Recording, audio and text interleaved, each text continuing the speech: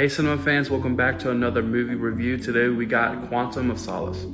Okay, so it feels like the sequels to every James Bond run, it never lives up to be good. But you know, the action itself is top notch. The action does not disappoint, but the plot itself, that's where it sacrifices the plot. And a lot of setting up to. It's like, in a way, if not the Iron Man 2 of the James Bond of the franchise, or Daniel Craig's James Bond run. Like I was about to mention, Jason Bourne. It does feel like a lot of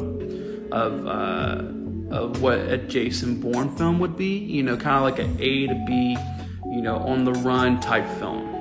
And the run time is so short.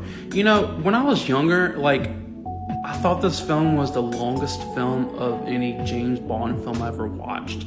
But going back and revisiting this film, it's the shortest film of the James Bond, Daniel Craig run, if you will.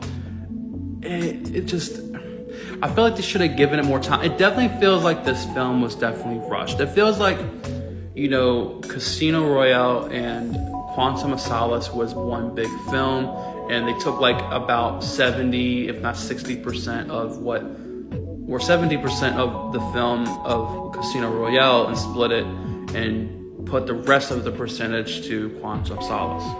But also serving as a setup to really somewhat of Skyfall. Even though Skyfall kind of does its own thing, but it is inadvertently a setup to Spectre and what Spectre does. We'll get into that later. But yeah, it's...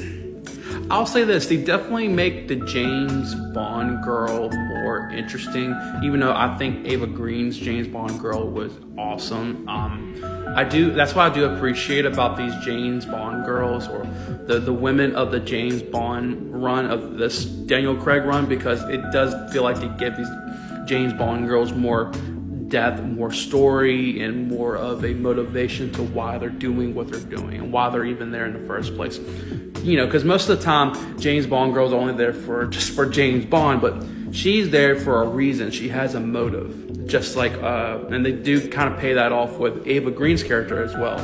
But yeah, but overall, I have to say this film, it's definitely not the first one, but it's not bad. I think critics and audiences definitely give too much crap on this film. I feel like I think it gets a solid 7 out of 10. It's not too bad, but it's not too good. Thank you for watching, and follow for more.